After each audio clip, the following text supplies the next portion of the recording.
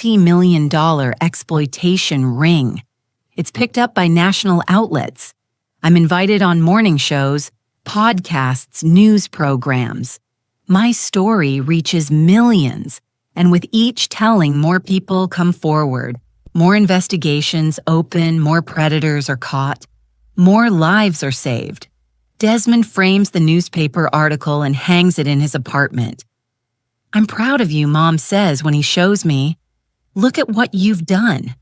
Look at how many people you've helped." I look at the article at my face in the photograph, strong and determined and unafraid. I barely recognize her. This woman who fought back against impossible odds. This woman who saved herself and her son and countless others, but she's me. She was always me. I just had to find her. If you've ever been treated like you're invisible, called worthless, or had to fight for what's rightfully yours. I move through the hallway, my shoes making no sound on the hardwood. The family photos are gone. 38 years of memories vanished. Pale rectangles mark the walls where they hung. My grandmother's mirror with the ornate gold frame is missing from the entryway table. The table where I set my keys every single day for decades. These cabinet doors are so outdated. A woman's voice says we should replace them entirely. I know that voice. Sutton, my daughter-in-law of 8 months. "Whatever you want, babe." My son's voice. "Desmond, it's all ours now." Anyway, the words hit me like a fist to the chest. I grip the door frame to steady myself. My kitchen looks like a war zone. Drop cloths cover the tile floor I chose 20 years ago. My cherry wood cabinets lean against the wall in a pile, partially removed handles missing. The wallpaper I hung myself delicate blue hydrangeas that matched Randall's favorite flowers hangs in strips torn and dangling. Sutton stands with her back to me in expensive yoga pants and an athletic top that costs more than my weekly groceries. Her platinum hair swings in a high ponytail. She holds a paint swatch against the bare wall. Desmond sits at my kitchen table, the same table where he did his homework as a boy. His feet prop up on another chair phone in his hands, scrolling like he owns the place. "Excuse me?" My voice cuts through the air like a blade. They both jump. Sutton's hand flies to her chest. The paint swatch flutters to the floor like a dying butterfly. "Mom." Desmond scrambles to his feet so fast his chair scrapes against my tile. "You're not supposed to be back until Friday, clearly." I step into my destroyed kitchen. My destroyed life.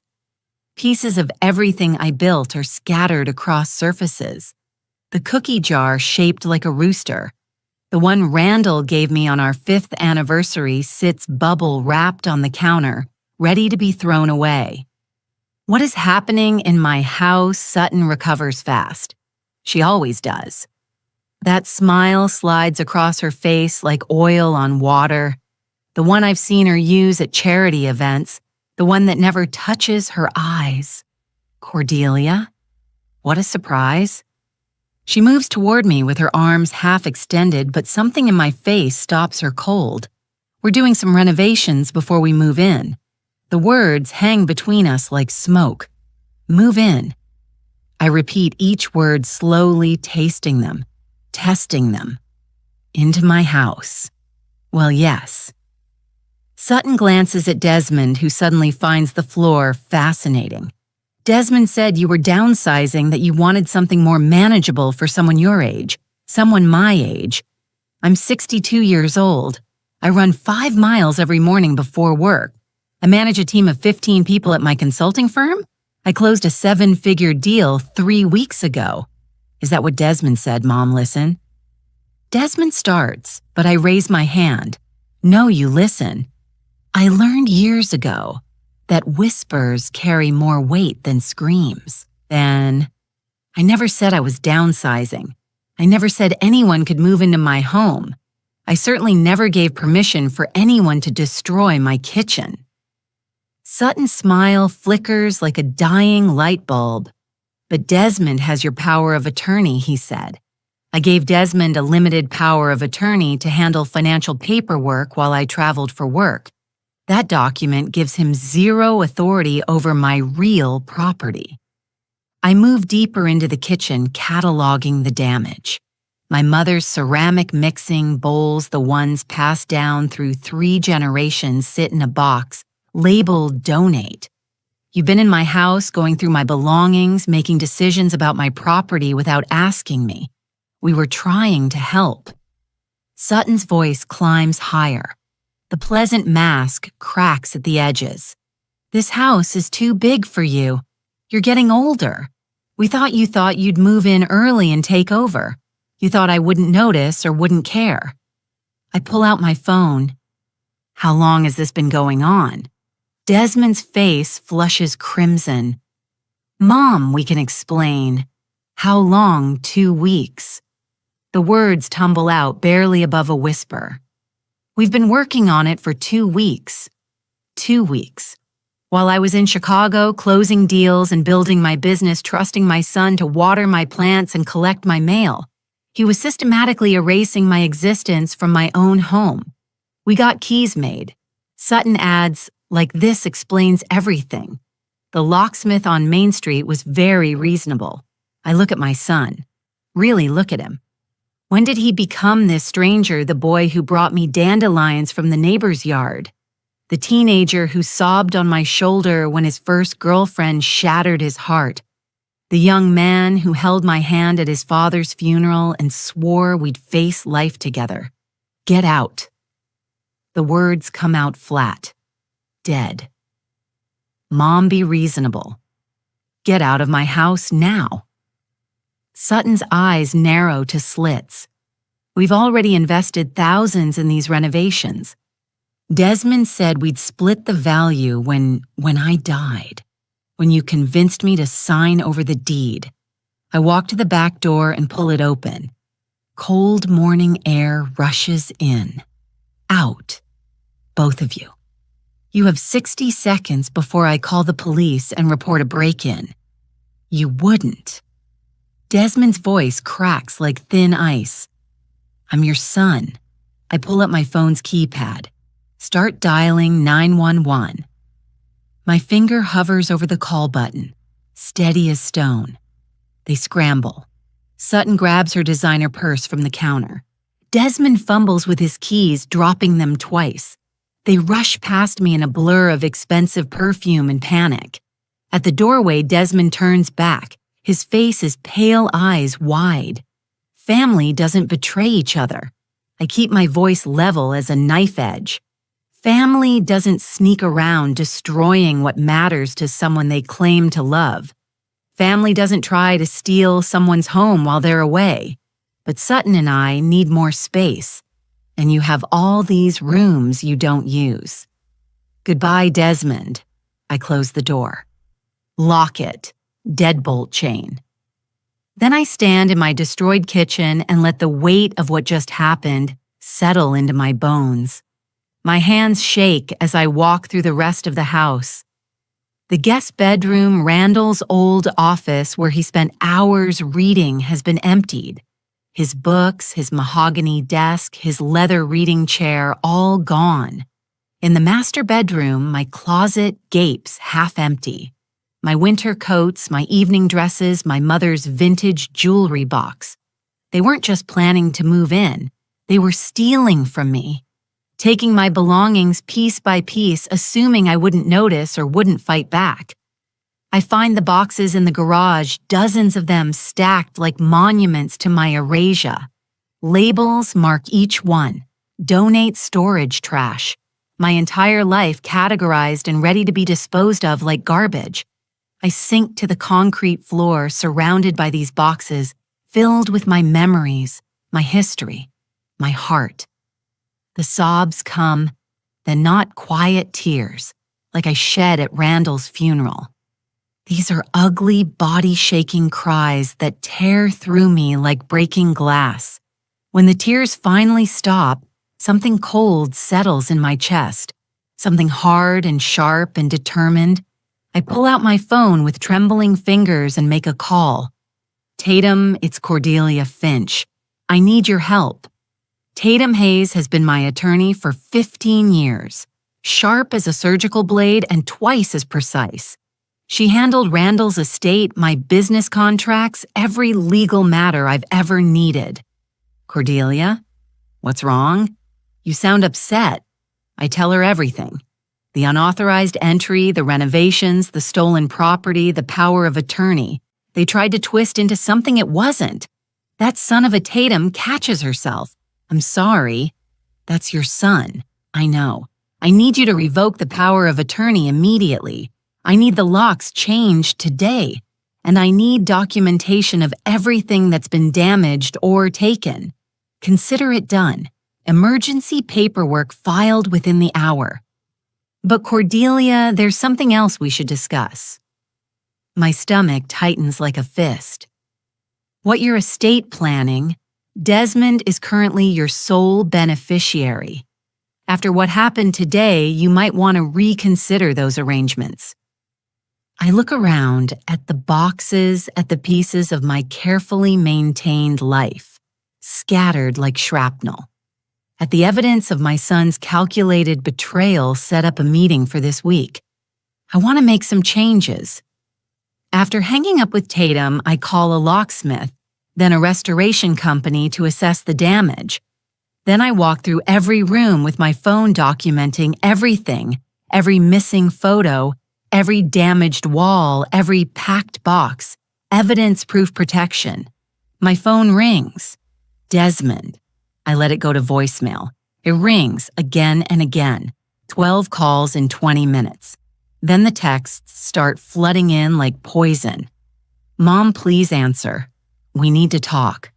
Sutton is really upset. You embarrassed her. This is ridiculous. We're family. You're being selfish. We need that house. The last one makes me laugh. A harsh, bitter sound that echoes in my empty living room. Need. They need my house, not want. Need. As if their desire for more space somehow erases my right to live in my own home. As if their comfort matters more than my security, my memories, my life. I block both their numbers. The locksmith arrives within an hour. Fitzgerald, his name tag reads, kind eyes, weathered hands. He doesn't ask questions when I explain. I need every lock changed immediately. He works quickly, installing new deadbolts on every door, new locks on the windows, changing the code on my garage door opener. Someone giving you trouble, ma'am. He hands me a set of shiny new keys. Not anymore. The restoration company comes next. 2 men with clipboards and cameras walk through the house taking notes, photographing damage, calculating costs. The kitchen alone will cost $15,000 to restore. The rest of the house adds another $8,000. Do you want to file a police report? One asks, tapping his pen against his clipboard. This looks like vandalism. Not yet. I have other plans forming, plans that require patience and precision. That evening, I sit at Randall's old desk, the one I rescued from the garage boxes, and make lists. Everything Desmond and Sutton took, everything they damaged, everything they destroyed. Then I make another list. This one takes longer. It catalogs every way I've supported Desmond since he married Sutton, the down payment on their condo, the new car, the credit card I added him to for emergencies that now carries a $20,000 balance, the country club membership. I pull up my banking records and start adding numbers. The total makes my breath catch in my throat. $147,000. That's how much I've given them in 8 months of marriage. And they repaid me by trying to steal my home. My phone buzzes with a number I don't recognize. I answer cautiously. Mrs. Finch, this is Officer Polson from the police department. Your son is here at the station. He filed a report claiming you've illegally denied him access to his property. He says you changed the locks on a house that rightfully belongs to him. My grip tightens on the phone until my knuckles turn white. His property. Yes, ma'am. He's claiming joint ownership, and Officer Polson, that house has been solely in my name since 1987. My son has never been on the deed. He has no ownership interest whatsoever. He filed a false report. A pause stretches between us. I see. Do you have documentation I can have my attorney send over the deed within the hour? I can also provide documentation that my son has been entering my property without permission and removing my belongings. If anyone should be filing a report, it's me. That would be very helpful, ma'am. Thank you. After the call, I contact Tatum again. She sighs heavily when I tell her he's panicking, making it worse for himself. I'll send over everything the police need. But Cordelia, you should know this is going to get uglier before it gets better. I know. Are you prepared for that? He's your son. I think about the boxes in my garage, about my mother's mixing bowls labeled for donation, about Randall's books sold or given away without thought, about the power of attorney they tried to abuse, about the locks changed without permission, about 2 weeks of systematic theft while I was away, trusting them.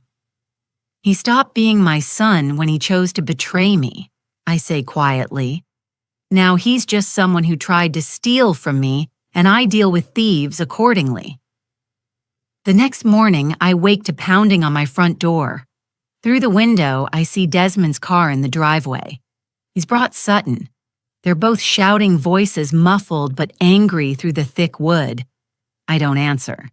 I sit at my kitchen table with a cup of coffee and let them rage. After 30 minutes, they leave, but not before Sutton keys my mailbox, her face twisted with fury. I can see clearly from my kitchen window. I photograph it. Add it to the documentation.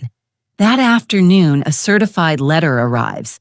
Legal documents from a law firm I don't recognize.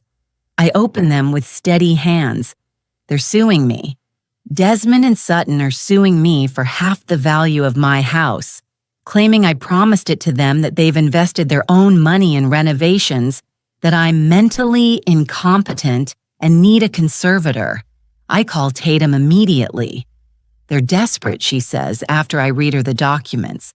This is a frivolous lawsuit, we'll crush it. But Cordelia conservatorship claims are serious.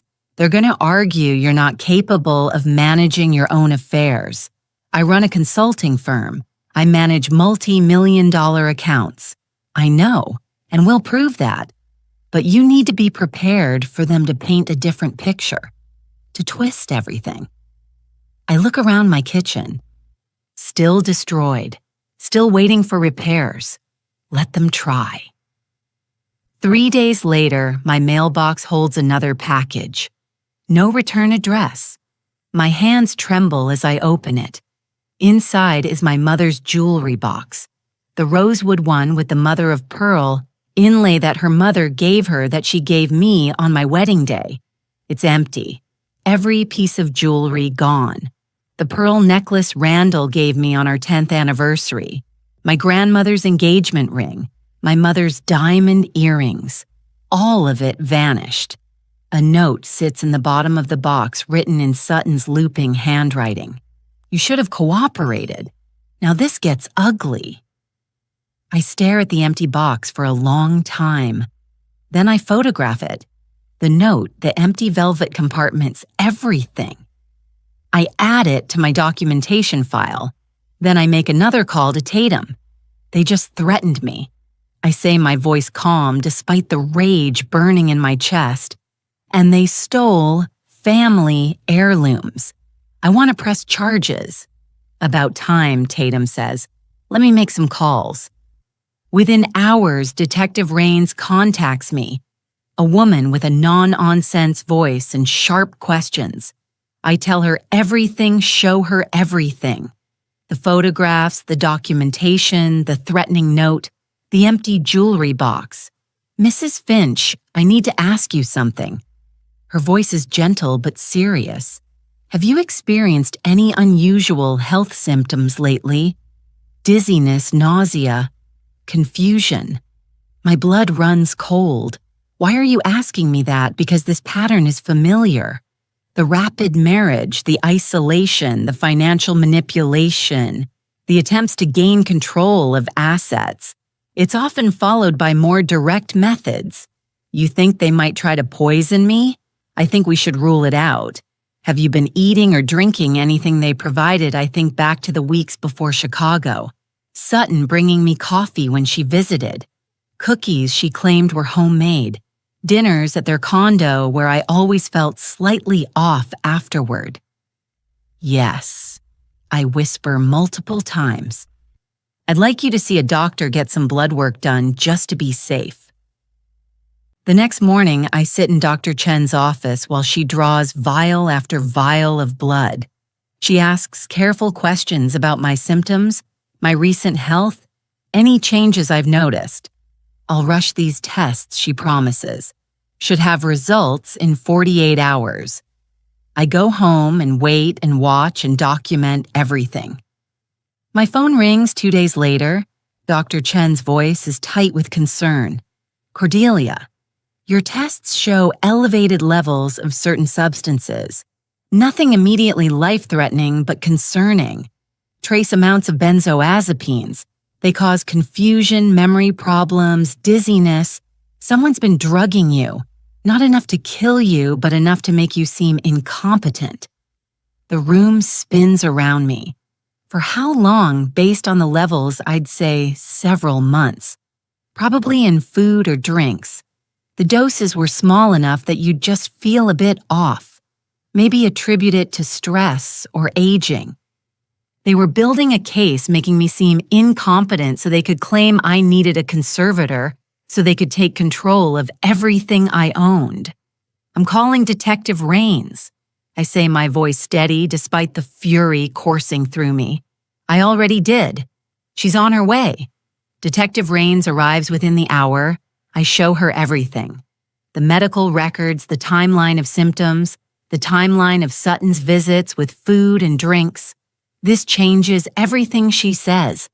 Closing her notebook. "This is attempted elder exploitation.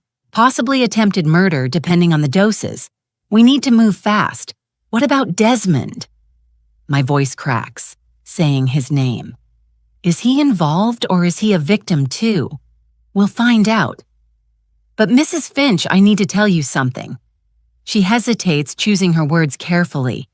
"We ran Sutton's information through our database. Her real name is Serena Vaughn. She has 2 previous marriages, both to elderly widowers. Both men died within a year of marriage." The floor drops out from under me. I grip the kitchen counter to stay upright. Currently, she's under investigation in another state for a similar pattern. We've been trying to locate her for 6 months. You might have just helped us catch her.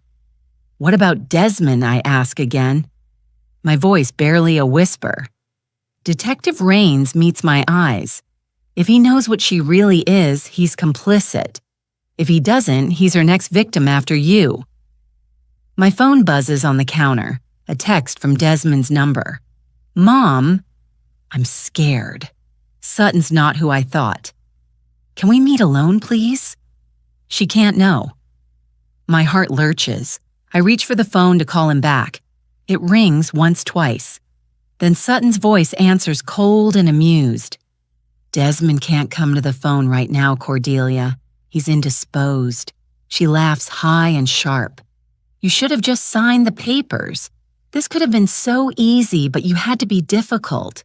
Now everyone pays the price." The line goes dead. I stare at Detective Rains, my face drained of color. She has him. We have to find him now. Detective Rains is already on her radio barking orders, coordinating units. We're tracing the phone location now. "Mrs. Finch, I need you to stay here. Let us handle this." That's my son. My voice breaks. Whatever he did, whatever mistakes he made, he's still my son and she's going to hurt him. We will find him. I promise you that. The next 30 minutes are the longest of my life.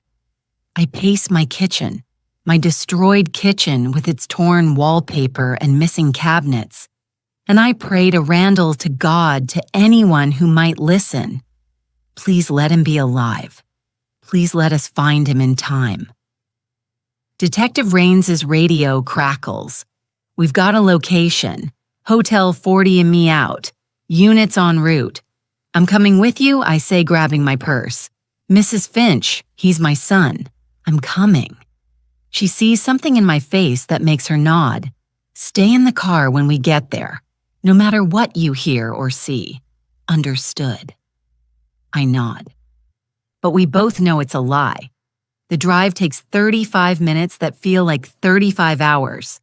Police cars surround a rundown hotel on the highway.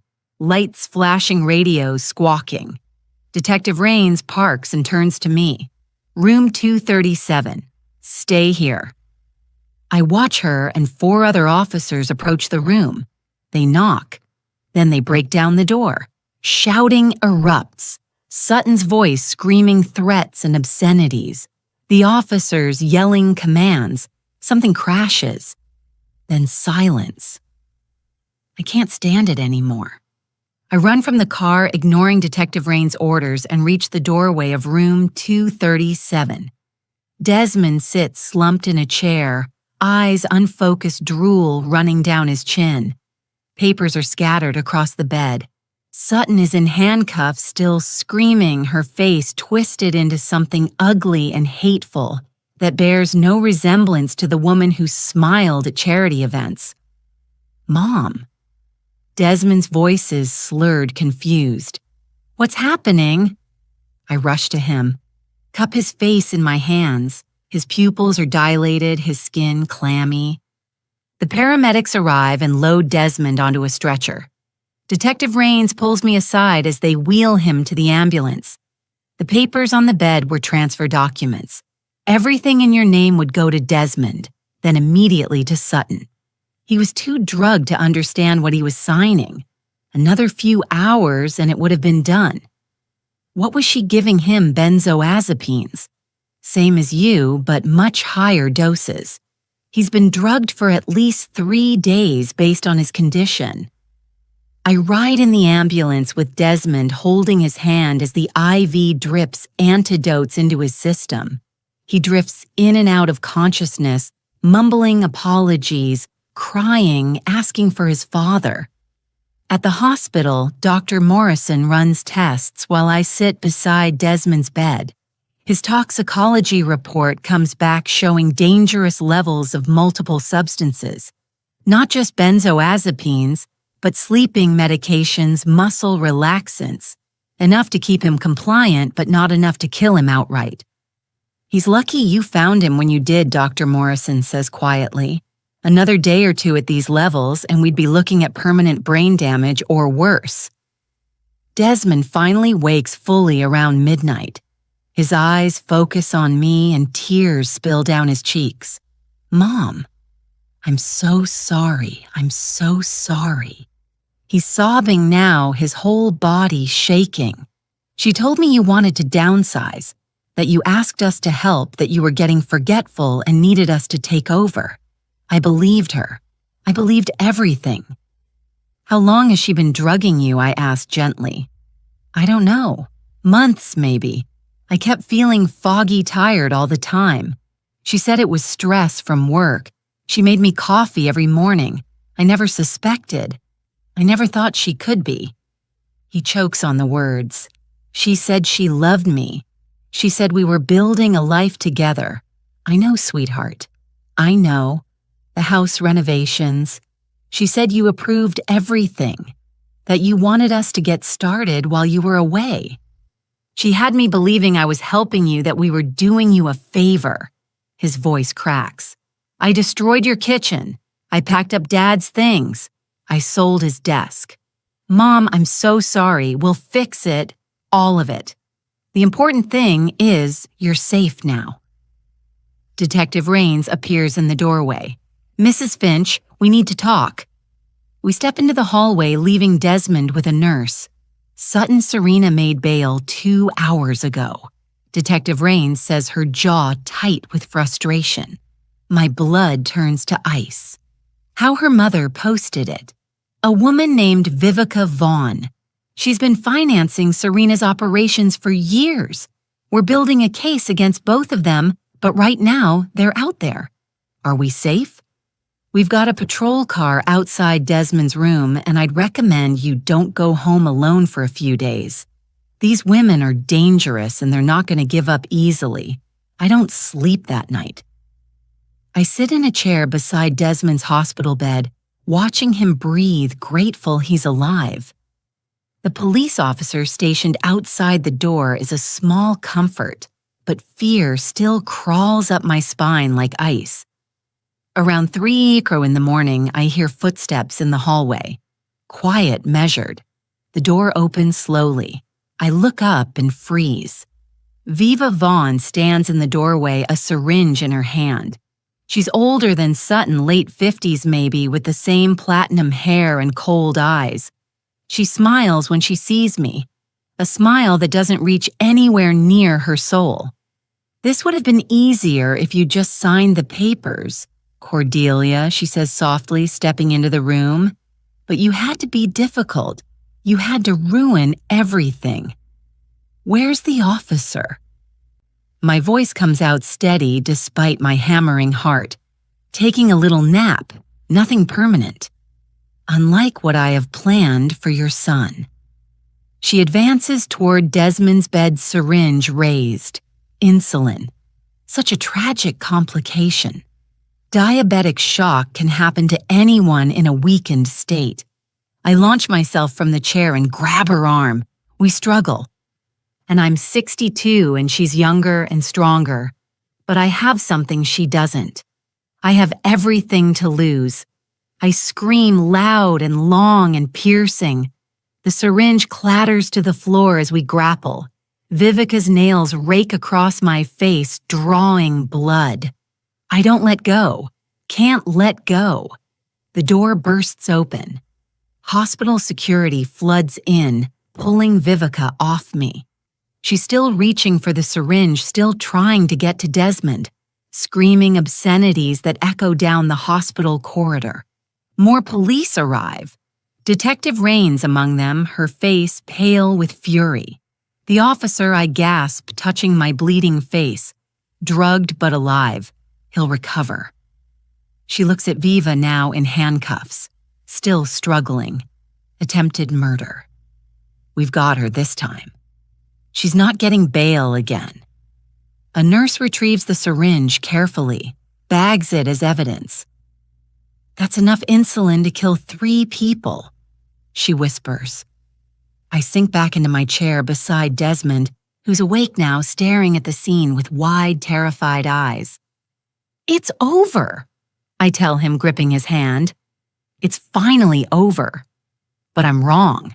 It's not over yet. The investigation explodes over the next few weeks. Detective Rains and her team uncover an operation that spans 15 years and 7 states.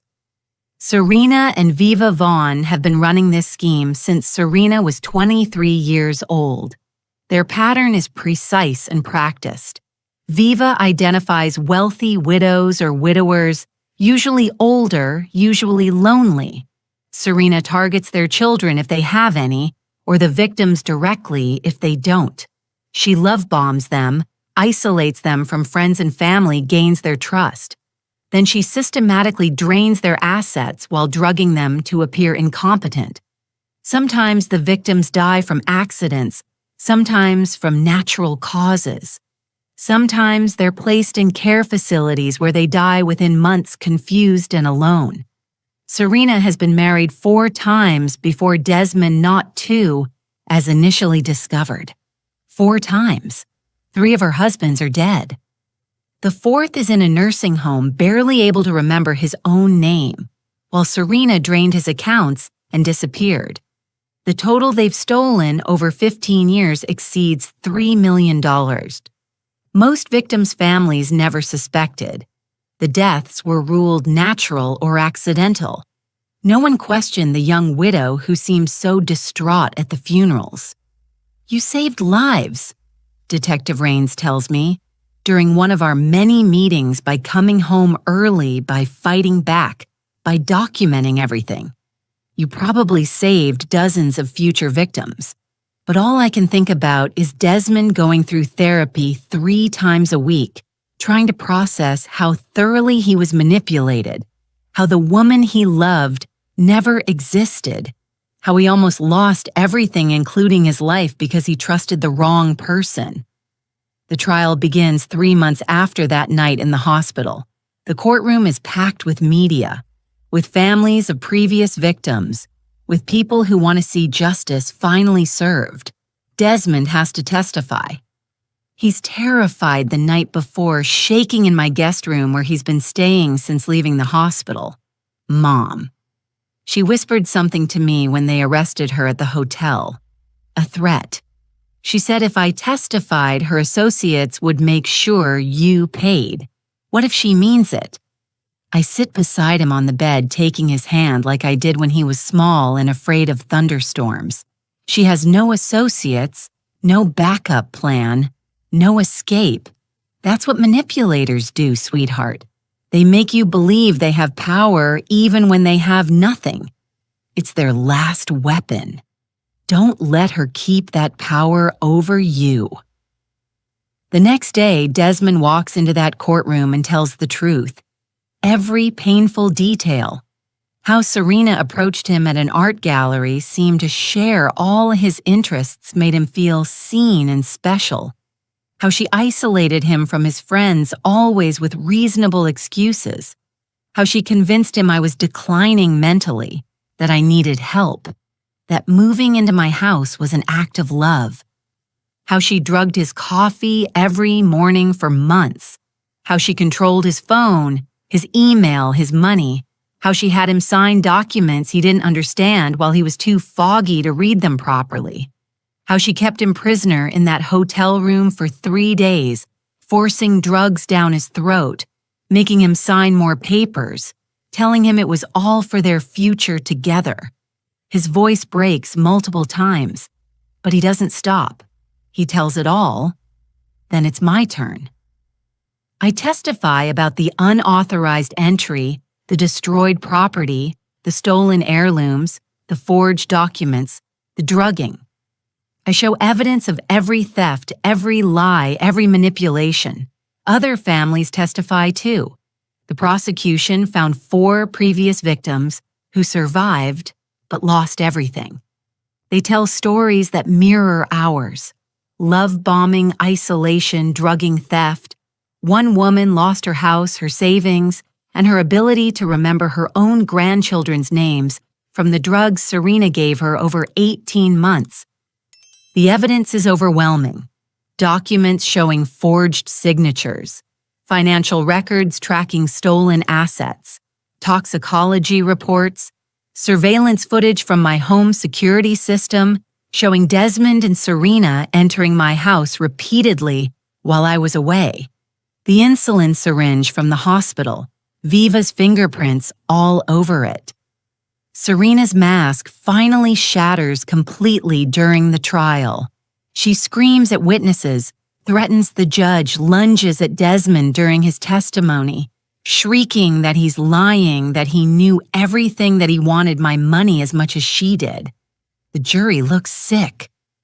Viva sits silent through most of it, but her eyes tell a different story. Cold, calculating, unrepentant. This was business to her. Just business. The verdict comes back in less than 4 hours. Guilty on all counts. Fraud, attempted murder, elder exploitation, theft, forgery, conspiracy. Serena is sentenced to 35 years in prison.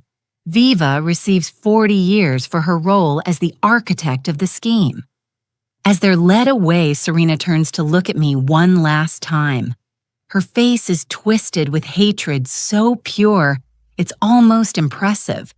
"You ruined everything," she hisses. "No," I say, calmly meeting her eyes. You ruined yourself. I just made sure everyone knew it." After the verdict, Desmond and I walk out of the courthouse together into bright afternoon sunshine.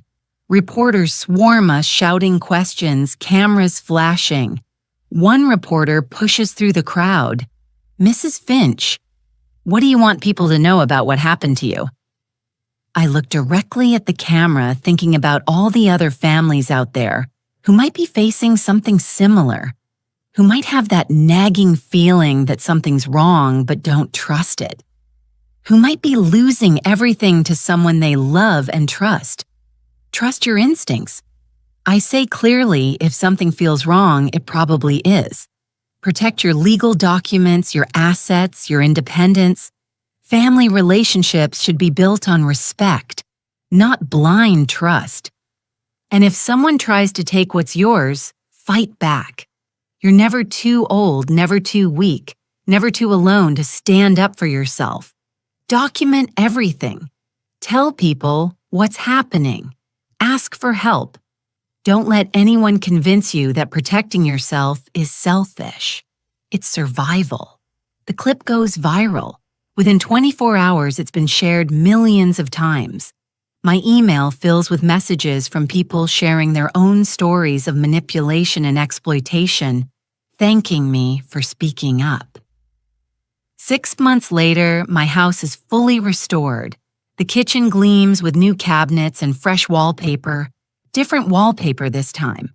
Yellow roses. New memories for a new chapter. Desmond comes over every Sunday for dinner. He's in therapy, working through his trauma, slowly rebuilding his sense of self that Serena destroyed so methodically. He moved into a small apartment downtown, got a job at an accounting firm, started paying me back even though I told him it wasn't necessary. I need to, he insisted. I need to make things right in whatever small way I can. We're learning to trust each other again. It's not easy. The betrayal cut deep on both sides, but we're trying. We're honest now in ways we never were before. We have boundaries. We have weekly therapy sessions together to work through the complex knot of hurt and forgiveness and rebuilding. Tonight, we're making dinner together. He's chopping vegetables while I prepare the chicken using my mother's mixing bowls that were recovered from evidence storage. Randall's book collection is back in his office, reorganized and treasured. My mother's jewelry was never recovered, but I've made peace with that. They were things, beautiful things, meaningful things, but just things. What matters is standing here with my son, both of us alive and free and healing. Mom, Desmond says quietly, not looking up from the cutting board. I know I've said this before, but I need to say it again. I'm sorry for all of it, for not seeing through her lies, for hurting you, for almost losing you. I know, sweetheart, and I'm sorry too. Sorry I didn't see the signs sooner. Sorry I didn't protect you better. You saved my life. He sets down the knife and looks at me with tears in his eyes. She was going to kill me once she got everything. Detective Rains confirmed it. I would have been another tragic accident. But you came home early. You fought back. You saved me even when I didn't deserve saving. You always deserve saving. You're my son. That didn't change even when everything else did. We stand there in my restored kitchen, and for the first time in months, it feels like home again. Later that evening, after Desmond leaves, I go into Randall's office. I've been avoiding his desk, even though it's back where it belongs. Too many memories, too much grief that I haven't fully processed, but tonight I sit down and open the bottom drawer to put away some papers. There's an envelope tucked in the back, yellowed with age. My name written on the front in Randall's handwriting. My hands shake as I open it. The letter inside is dated 2 weeks before Randall died, before his heart attack, before everything changed. My dearest Cordy, it begins, and my eyes fill with tears at his nickname for me. If you're reading this, then I'm gone. And I'm so sorry I had to leave you. I wanted more time, more years, more Sunday mornings and quiet evenings and all the small moments that make up a life. But I'm writing this because I've been having chest pains and I know my time might be shorter than we planned. And I worry about you being alone, about someone taking advantage of your kind heart. You've always seen the best in people, and I love that about you. But it also makes you vulnerable. So I want you to know something, and I want you to remember it if things ever get hard. You're stronger than you know. You have steel in your spine that most people never see because you wrap it in kindness and grace. But it's there. I've seen it. When you fought for our home when the bank tried to foreclose, when you built your business from nothing, when you faced down that corrupt contractor who tried to cheat us. If someone ever tries to take advantage of you, I know you'll fight back. I know you'll protect yourself the way you always protected our family. You're a warrior, Cordelia. Even if you don't always see it yourself, don't let anyone make you feel weak or foolish or incapable. Don't let anyone steal what we built together. This house, our life, our memories, they matter. You matter. And if you ever need courage, remember this. I'm proud of you. I've always been proud of you. I'll always love you. Make them regret underestimating you. Forever yours, Randall. I sit in his office clutching the letter, crying the way I couldn't let myself cry at his funeral, that I'd face something that would test everything I am. And he was right. I am stronger than I knew. I fought back. I protected what mattered. I saved my son and myself and countless others who would have been Serena's future victims. I frame the letter and hang it on the wall above Randall's desk. A reminder, a promise kept. 2 weeks later, I'm speaking at an elder protection seminar downtown.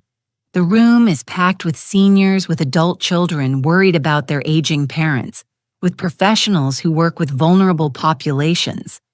I tell my story, all of it. The good parts and the ugly parts, the fear and the fury and the fight. I explain the warning signs of financial exploitation, the patterns of manipulation, the importance of documentation and legal protection. If you've ever been betrayed by someone you trusted, I say to the crowd, if you've ever had to fight for what's rightfully yours, if you've ever had to choose between being kind and being strong, know that you can be both. Protecting yourself isn't selfishness, it's survival. Setting boundaries with family isn't cruel, it's necessary. Fighting back when someone tries to steal your life isn't revenge, it's justice. The applause is thunderous. People line up afterward to share their stories, to ask for advice, to thank me for speaking up. One woman, probably in her 70s, grips my hand with tears streaming down her face. My son's girlfriend has been pushing me to add her name to my house deed. I knew something felt wrong, but I thought I was being paranoid after hearing you. I'm calling my lawyer tomorrow. Good, I tell her firmly. Trust that feeling. Protect yourself. A month later, she emails me.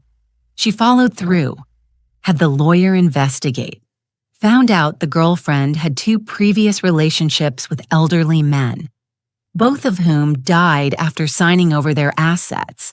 The police are investigating now. Another life saved. Another predator stopped. That's what I do now. In addition to my consulting work, I speak. I educate. I help people recognize the signs before it's too late. Randall would be proud. Desmond is proud too. He started volunteering with me sometimes, sharing his perspective as someone who was manipulated. His testimony is powerful because he's young, because people don't expect men to be victims, because his story proves that anyone can fall prey to a skilled predator. We're building something new from the wreckage, Not the relationship we had before that's gone forever, but something honest and stronger, something real. My phone buzzes with a text from Tatum. Asset recovery team found a storage unit in Serena's name. Your mother's jewelry is there. Police are releasing it tomorrow. I stare at the text, overwhelmed. I'd made peace with losing those pieces, but having them back feels like getting a piece of my heart returned. The next day, I open the safe deposit box at the bank and carefully place each piece of jewelry inside. The diamond earrings, my grandmother's engagement ring, all of it. Safe now. Protected. I add Randall's letter to the box, too. My most precious possessions all in one place. But as I leave the bank, I realize the truth. The jewelry is beautiful. The letter is priceless. But they're just things. What matters is walking out into the sunshine, healthy and free and whole. What matters is having Sunday dinners with my son, watching him heal and grow and become himself again. What matters is the woman I stopped from signing over her deed, the families I've helped protect, the lives I've changed by speaking up. That's my real inheritance, not money or jewelry or property, but the strength to fight, the courage to speak, the willingness to help others find their own power.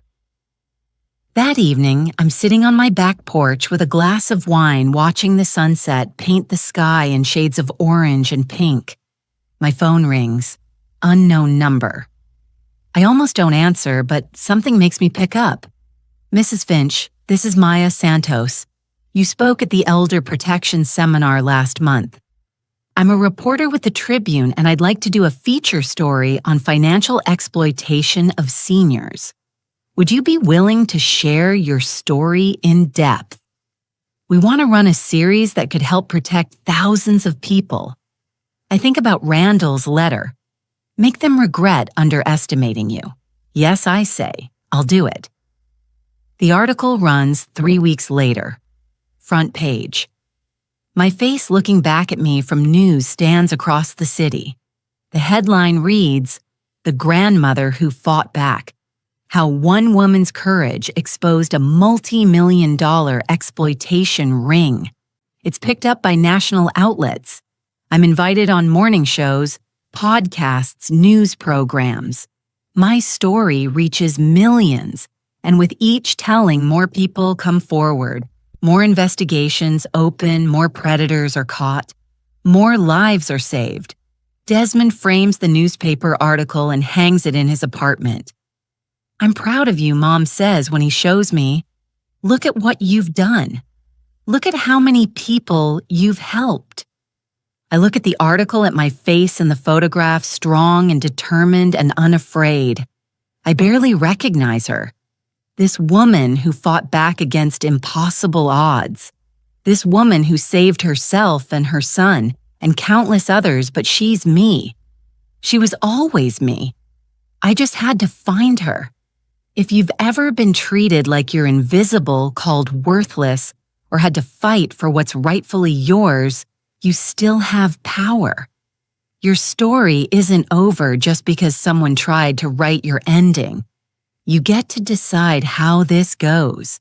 You get to fight back. You get to win. To anyone going through their own battle right now, your comeback is already being written. Stay quiet when you need to. Stay sharp always and let your actions speak louder than their lies. You're not finished. You're just getting started. What lesson hit you hardest from this story? And if you were in my shoes, what would you have done? Would you have forgiven us quickly, or would you have walked away completely? Drop your thoughts in the comments. I want to hear your perspective. Don't stop here. Click the next video on your screen right now and watch another story from our channel. There's a grandmother who discovered something in her grandson's basement that changed everything. You won't believe what she found. Hit subscribe. Turn on notifications so you never miss a story and share your thoughts in the comments below. Your story matters too. Maybe you've faced betrayal. Maybe you've had to set boundaries with family. Maybe you've been underestimated and had to prove everyone wrong. Tell me about it in the comments. I read every single one, and your story might be exactly what someone else needs to hear today. See you in the next one.